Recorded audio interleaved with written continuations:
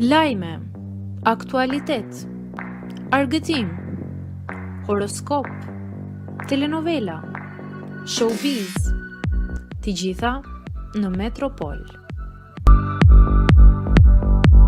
Bëni subscribe në faqen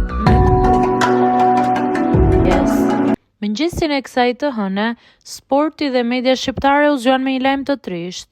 Ish basketbollisti i njohur i ekipit të Dinamos dhe gazetari sportiv Enea Andrea ka ndëruar jetë në moshën 55 vjeçare.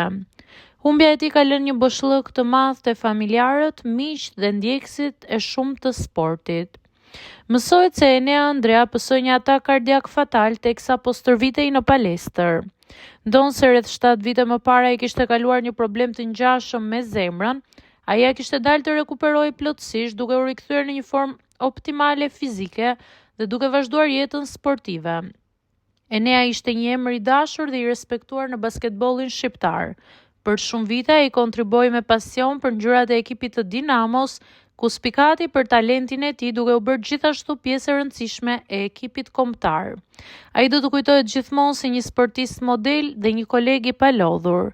Pas tërheqjes nga parketi, Enea nuk u shkëput nga sporti i zemrës.